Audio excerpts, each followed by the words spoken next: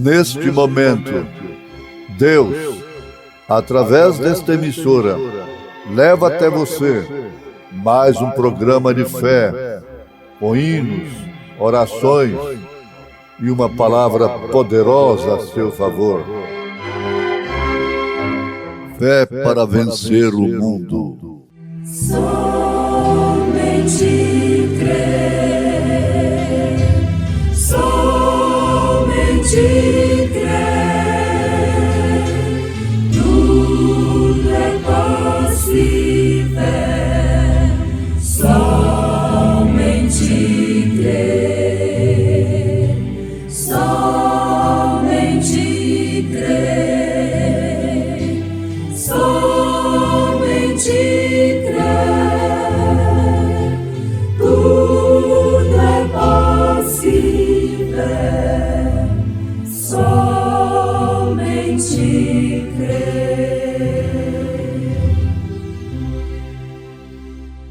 Porque aquele que está morto está justificado do pecado. Ora, se já morremos com Cristo, cremos que também com ele viveremos, sabendo que, havendo Cristo ressuscitado dos mortos, já não morre. A morte não mais terá domínio sobre ele. Pois quanto a ter morrido, de uma vez morreu para o pecado. Mas quanto a viver, vive para Deus. Assim também vós considerai-vos como mortos para o pecado, mas vivos para Deus, em Cristo Jesus, nosso Senhor. Não reine, portanto, o pecado em vosso corpo mortal, para lhe obedecerdes em suas concupiscências, nem tampouco apresenteis os vossos membros ao pecado por instrumentos de iniquidade, mas apresentai-vos a Deus como vivos dentre os mortos, e os vossos membros a Deus como instrumentos de justiça. Porque o pecado não terá domínio sobre vós, pois não estáis debaixo da lei, mas debaixo da graça. Pois que? Pecaremos porque não estamos debaixo da lei, mas debaixo da graça? De modo nenhum.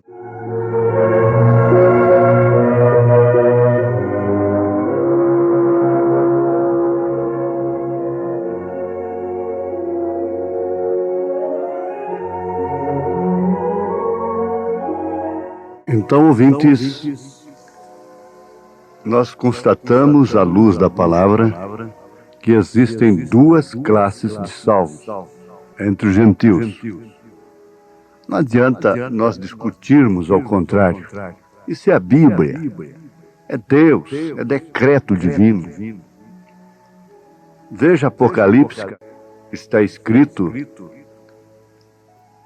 bem-aventurados aqueles que fazem parte e participam da primeira ressurreição. Agora, nós compreendemos perfeitamente o que diz ali, mas não por uma interpretação, mas pela revelação. Porque os homens têm a Escritura e têm a história. Você vê que a história não falha. Isso é no conhecimento de qualquer ala. A história é a história. Agora, eles associam a Escritura com a história e a interpretação. Mas Deus faz diferente. Ele usa aqui a Escritura, em primeiro plano a sua palavra, a história confirma o que havia de acontecer, como os 3 selos primeiros são história. O 4º selo nós estamos em pleno cumprimento dele. Culminará com o arrebatamento, com o rapto da noiva. O que acontece simultaneamente com a primeira ressurreição. Isso é antecedido pelo alarido, voz de arcanjo e logo trombeta de Deus. 1 Tessalonicenses, capítulo 4. Então haverá a ressurreição, a primeira ressurreição. Nós que estamos vivos seremos transformados iremos ao encontro do Senhor nos ares. Mas há aqueles que, mesmo salvos, continuarão dormindo para o mundo, estando, porém, na sexta dimensão. Fixe nisso. Não há sono de alma. O crente dorme no Senhor, mas em relação ao mundo. Existe uma historiazinha da águia, do ovo da águia. Isso para nós continuarmos sobre essas duas classes e, ao mesmo tempo, estamos vendo as duas naturezas. Nós estamos vendo Romanos 7. Nós estamos vendo aí o perdão, o simples perdão, mas aquilo está ali. Estamos vendo a justificação, justificado. Isso é só diante de Deus. Agora, continuando essa história da águia, é uma aplicação, mas muito perfeita, como a do porquinho. Você viu, não tem porquinho grande, porquinho pequeno, que tenha natureza diferente do que gostar da lama. Não tem cachorro grande, cachorro pequeno, se não tem aquela natureza imoral dentro de casa, essa mistura. Cachorro é no mato, é para vigiar, é lá para lá, né, em cima de cama, não. Mas essa beijação, essa coisa toda, isso tudo é proibido na Bíblia Sagrada. Mas a natureza do cão é esta, tanto do pequenininho como do grande. Para começar, ele, como coiote, que é instrumento de sessões licenciosas em boates internacionais. Então, o que acontece? É um ser imoral. É um dos animais mais imorais que existe no seu acasalamento. Aí dentro de casa, com moças, com esposa, filhas, crianças e coisa assim por diante. É uma representação perfeita do que está acontecendo com a humanidade. Porque se entregou à sua natureza. O cão é dirigido pela sua natureza, de voltar ao vômito. E não importa se ele é pequenês, se ele é um fila enorme. A sua natureza é esta. Agora vem a da águia. Todos vocês devem conhecer essa ilustração. É a historinha. Então diz que aquele velho granjeiro colocou um ovo de águia para uma galinha chocar. Isso porque ele não tinha ovos suficientes de galinha, o número suficiente, e ele encontrou um ovo de águia e colocou debaixo dela. Agora você sabe que aquilo é questão do calor. Podia ser de pata, podia ser de anu preto, anu branco, podia ser de canarinho, o que fosse. É uma lei, é do calor.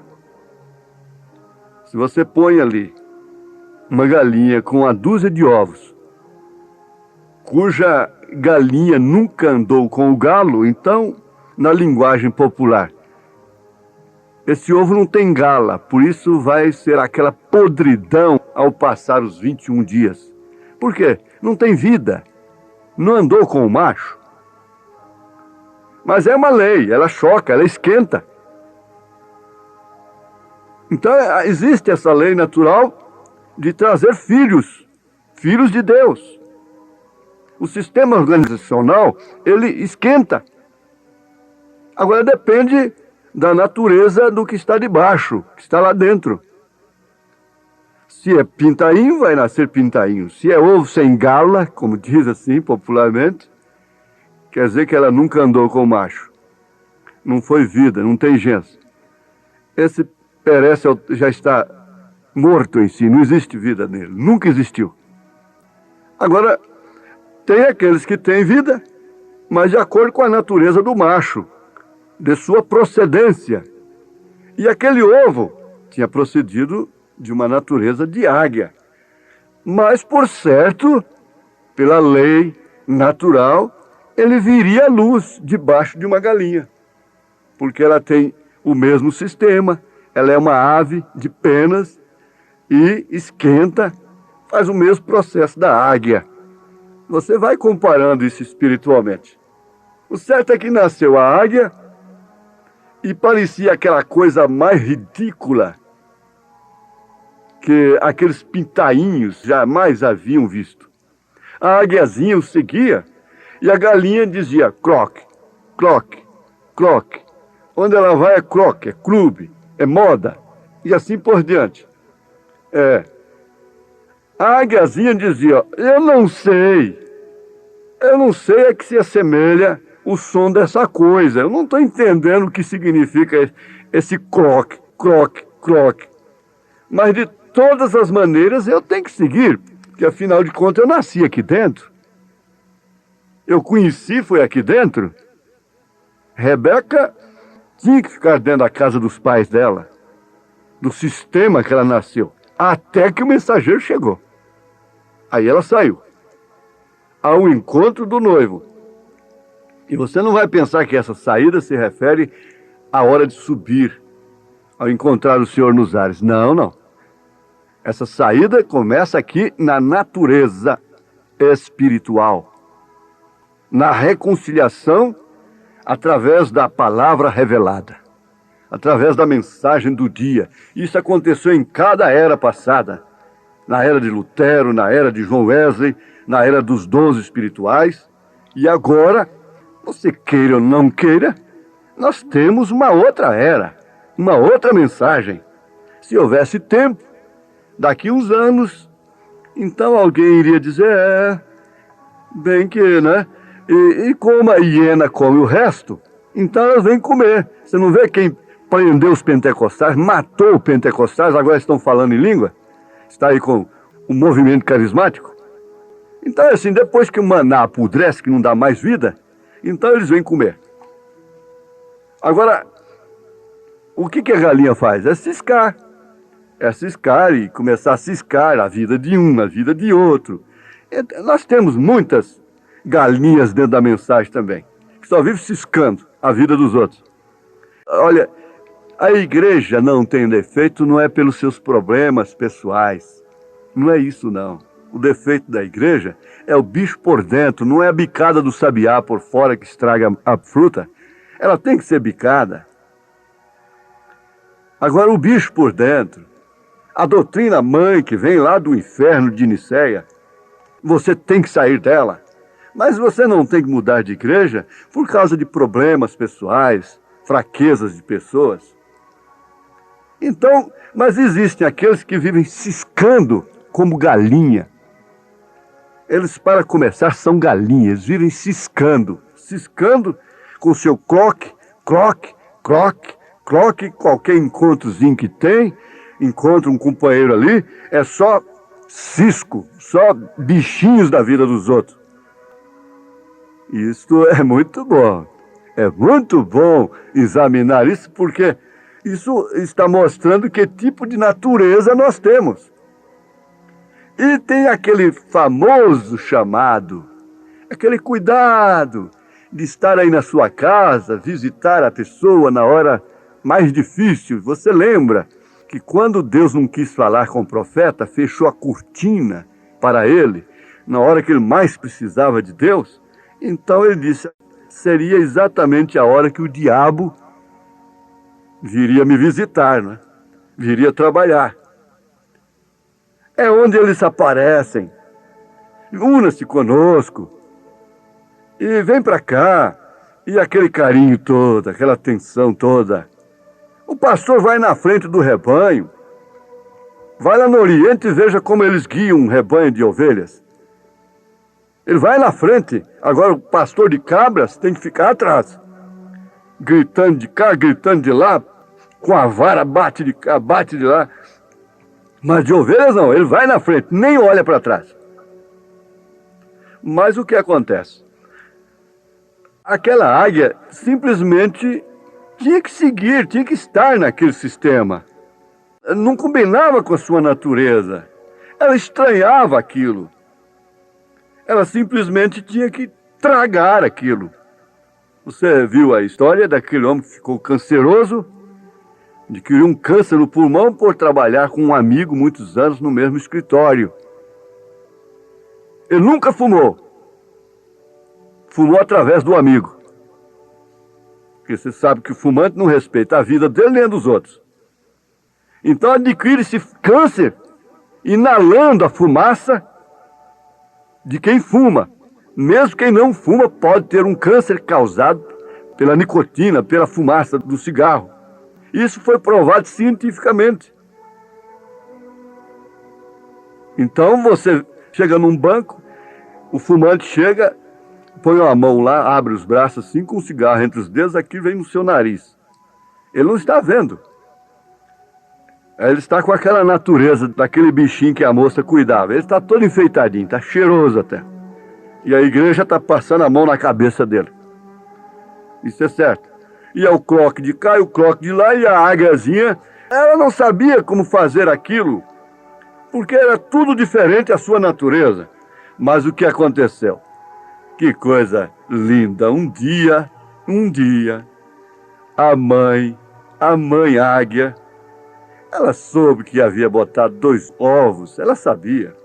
Então ela começou a procurar por aquele outro ovo.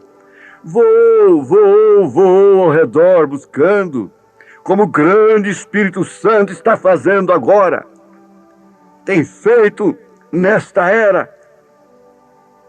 Engraçado, nós tínhamos uma amiga, saudosa amiga Batista, no centro de Goiânia, e ela sempre ouvia os nossos programas. Ela me chamava pelo nome mesmo, Joaquim. Ela diz: olha, Joaquim, eu já disse isso para o meu pastor, ninguém joga pedra em árvore que não dá fruto. Menino não faz isso. E você vai assim, coisa... Ela disse assim, olha, tiveram uma visão numa reunião de oração, é aquelas reuniões de oração, para escolher casamento, profecia, assim diz o Senhor, ex, né? Então, ela disse, eles viram um pássaro escuro, assim, uma coisa muito grande, aquelas garras grandes, e por cima do tabernáculo, lá na sua igreja, Joaquim. A irmã Cotinha, saudosa irmã Cotinha, que Deus a tenha, não é? Ela me contou essa visão que tiveram nessa reunião de avivamento, de renovados. E eu não entendi aquilo, falei, pois bem, mas daí uns tempos, não muito tempo, Deus cruzou o caminho da minha fama, do meu progresso, da minha carreira, do meu caminho de Damasco, com a mensagem do profeta desta era. Agora sim eu entendi qual foi o pássaro que eles viram sobre o tabernáculo. Foi a águia. É a águia. Glória a Deus. Que pássaro feio, hein? Principalmente de noite. E como os esquilos têm pavor daquilo. Um esquilo Shirleya precisa ver. Ele tem verdadeiro pavor da águia. Ele não gosta da águia. Ele procura tudo contra a águia. Ele Shirleya ali, insulta e esconde. Mas aquela águia, o grande Espírito Santo veio um dia sobre aquele galinheiro, sobre aquele sistema que havia chocado, que havia dado a luz para ela.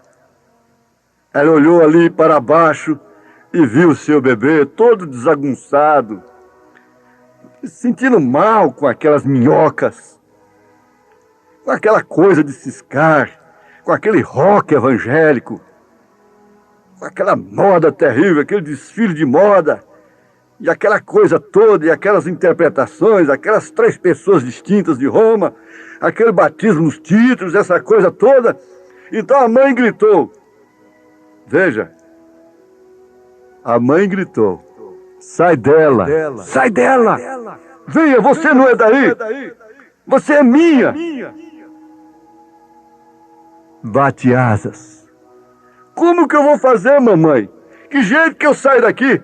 Você quer um modo?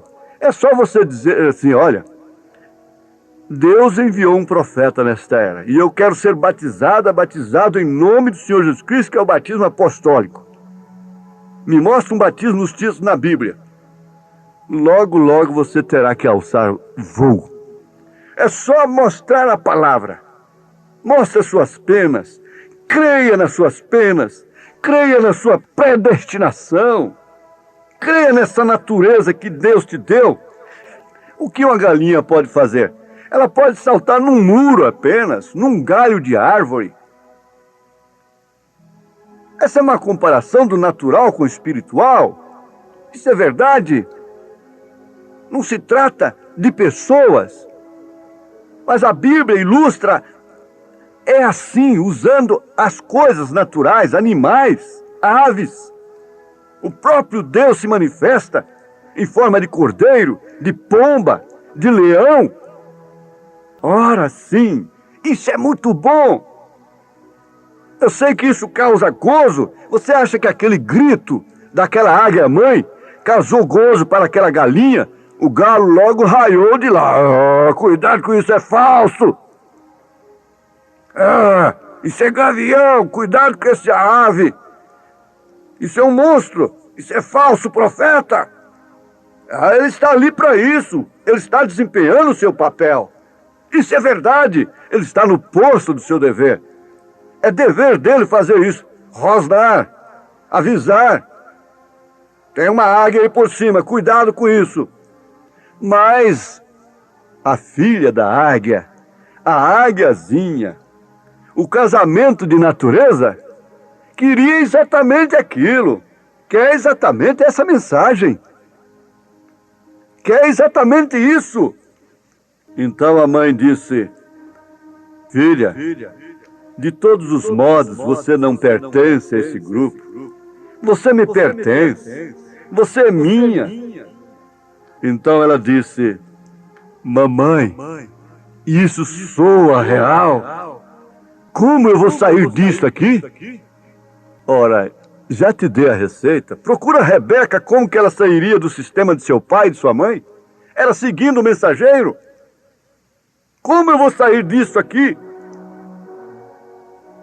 Você não vê quando Maria Madalena ouviu a voz de Jesus? Onde ela estava? Você não vê quando Pedro escutou: segue-me? As minhas ovelhas ouvem a minha voz, conhecem a minha voz, e elas me seguem. Elas me seguem. Assim diz o Senhor. Eu sei que isso é desagradável, eu sei que isso é irritante, eu sei que isso é uma agressão até para os sistemas. Isso foi uma agressão para mim. Eu relutei, eu nunca fui uma peninha voando por aí. Eu fui criado numa igreja tradicional, nasci no Evangelho, uma igreja de boas pessoas, de missionários, de reverendos. Isso não soou agradável, mas logo eu entendi, milhares têm entendido por esse mundo todo. Não é só no Brasil, é na Alemanha, na Rússia, nos Estados Unidos, em todas as partes do mundo. Meu ouvinte, minha águia de Deus, Deus te abençoe. Essa é a grande bênção da sua natureza.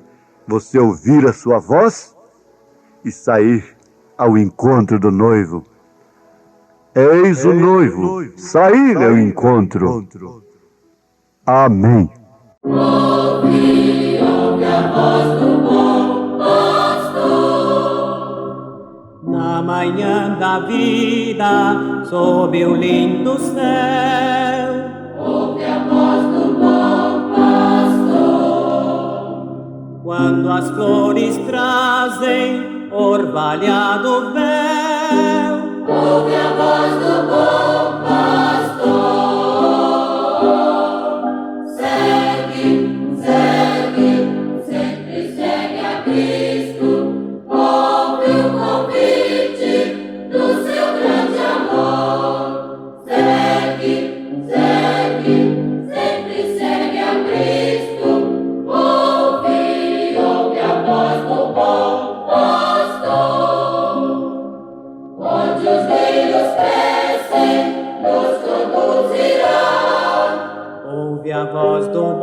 bom pastor. Onde verdes pastos, quietas águas há. Ouve a voz do bom pastor.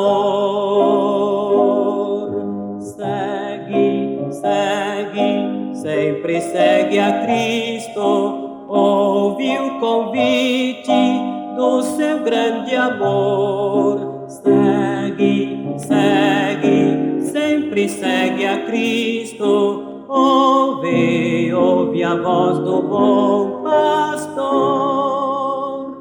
Se nos montes frios um cordeiro errar, ouve a voz do bom pastor. Cristo irá buscá-lo até que eu possa achar. Ouve a voz do bom pastor. Segue, segue, Sempre segue a Cristo. Ouve o convite do seu grande amor. segue, segue, Sempre segue a Cristo.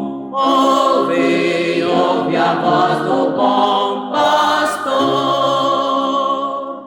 ouve a voz do bom pastor. Na manhã da vida, sob o lindo céu, Ouve a voz do bom pastor. quando as flores trazem orvalhado véu, Ouve a voz do bom pastor. Segue, segue, sempre segue a Cristo. Ouve o convite do seu grande amor. Segue, segue, sempre segue a Cristo.